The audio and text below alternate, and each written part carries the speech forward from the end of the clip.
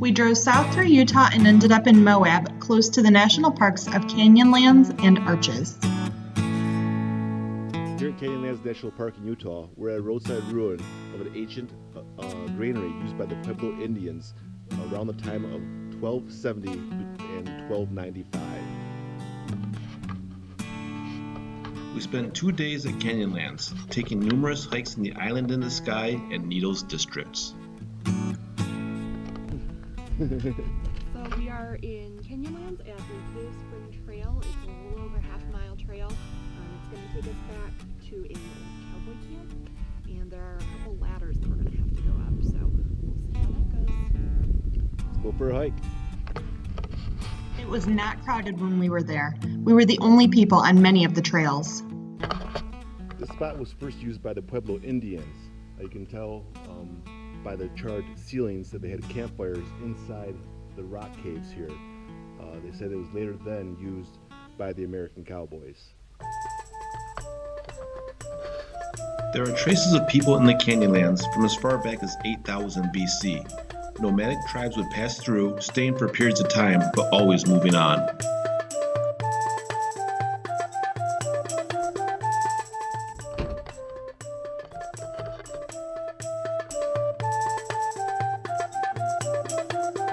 Around 2,000 years ago, some nomads started putting down roots and settling in more permanent locations.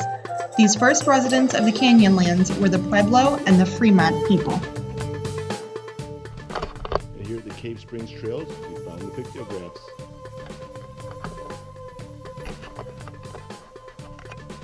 These groups built granaries, as we saw on the Roadside Ruins trail. They also left other traces, such as drawings and handprints, such as that we found on the Cave Spring Trail.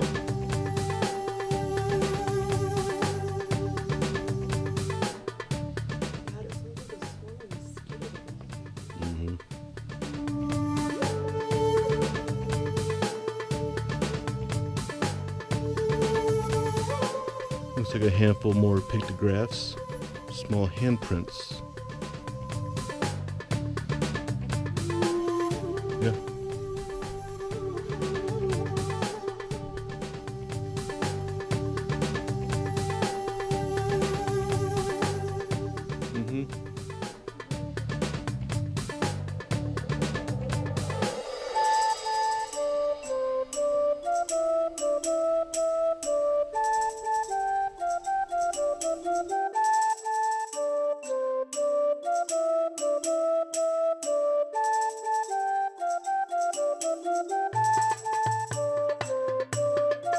On the trail, we had to climb ladders to continue our hike. While these are sturdy modern-day ladders, we imagine that the Pueblo and Fremont people used something similar to navigate the terrain. Mr. Squirrel, what are you doing?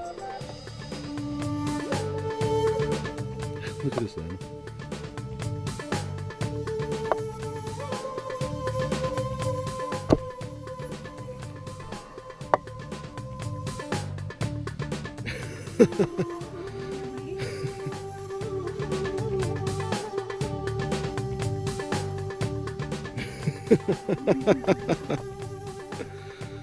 All right. Got some friendly wildlife. I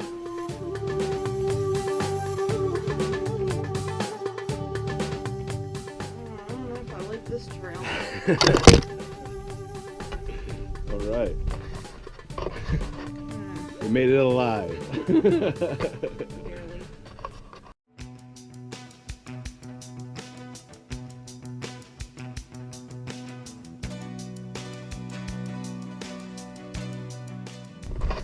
She likes hiking. I do not. While this trail may appear to be relatively flat, in reality it was very uneven, slippery in parts and full of dips and potholes, forcing us to watch every step we took.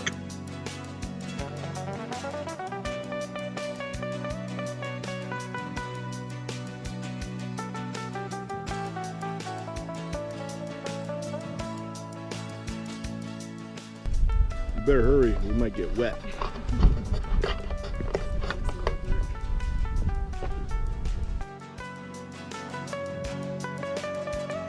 Canyonlands is known as a high desert and only receives around 10 inches of rain per year.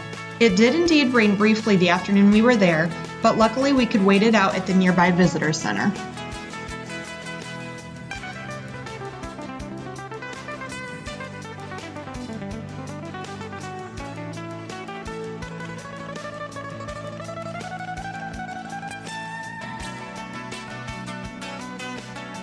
Despite the desert climate, Canyonlands is home to numerous plants and wildlife.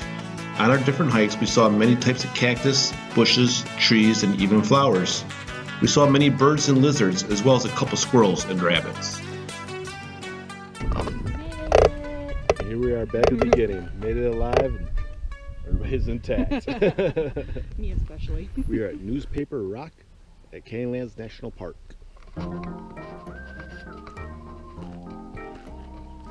Newspaper Rock is famous for the amount of petroglyphs carved into the face of the rock. The carvings were made between 650 and 2,000 years ago by numerous people from different tribes.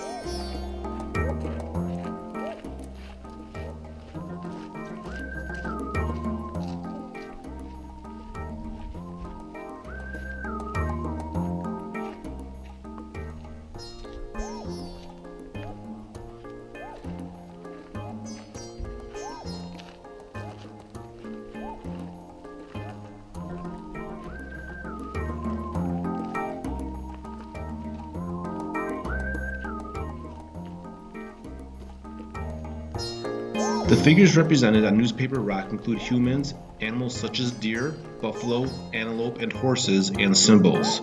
Historians are not entirely sure how the rock was used or what all the carvings represent.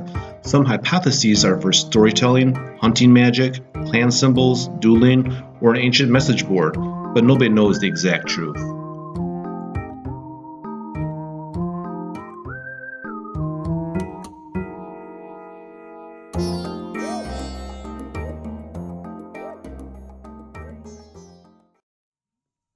Canyonlands in the Needles District, and we're hiking Slickrock Trail right now. It's about 2.5 miles, and there are a few different viewpoints that look over the entire park. And supposedly bighorn sheep. We'll see. Much of what is seen at Canyonlands today comes from rock, silt, and sand from the Rocky and Appalachian mountain ranges, carried over millions of years by the rivers and wind. This formed layers of sedimentary rock, all near sea level, between 300 and 325 million years ago.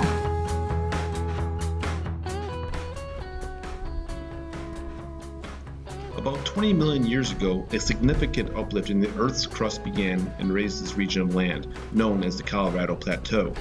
Although the landscape here varies hundreds of feet in elevation, the average is around 5,000 feet above sea level.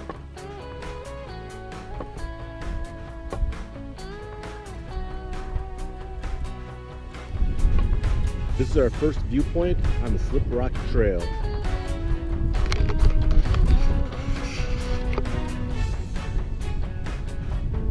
The scenery that we saw on our hike is mainly caused by the erosion of the land. Rivers, thunderstorms, and wind all cause layers of rock to slowly chip away. Because the layers of rock are composed of different materials, some erode quicker than others. This is what forms the stair-step appearance of the canyon walls, the balanced rocks, towers, and spires that we see at Canyonlands. For our second viewpoint.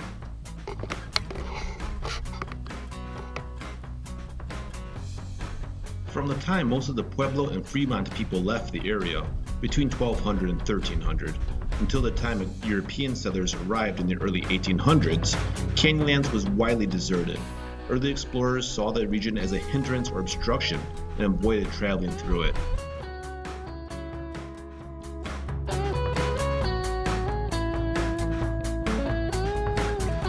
Major John Wesley Powell, in 1869, led a 3-month expedition along the Green River and mapped out all that he saw. He repeated this journey a couple years later and added to his records of the terrain, wildlife, and history of the area.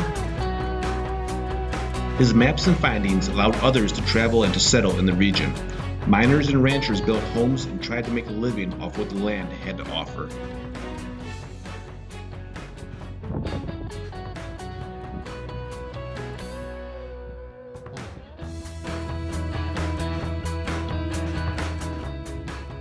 With the construction of roads in the mid-1900s, Canyonlands turned into a tourist destination, especially popular with hikers, bikers, four-wheelers, and other outdoor enthusiasts. We are here at Arches National Park in the Canyonlands in... No. No? Arches is not in Canyonlands. It isn't? They're two separate parks. No. It's just Arches National Park in Utah. Mine too. We're here at Arches National Park in Utah.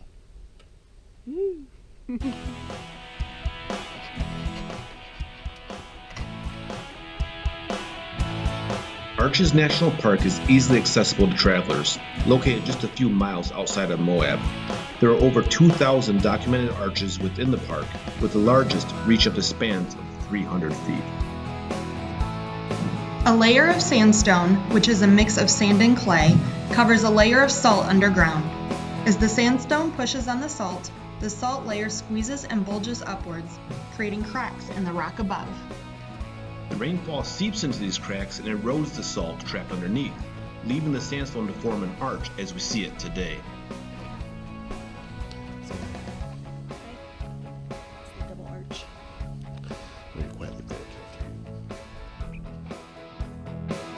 We visited the double arch where John climbed up a path to get an up-close view. In addition, we saw the delicate arch and the balanced rock, two other popular sites for tourists. Exploring Canyonlands and Arches National Parks gave us the opportunity to learn about the geology and history of a part of the country we had never visited before. Canyonlands especially was a highlight of our road trip and a place we have earmarked as a favorite that we would like to return to someday.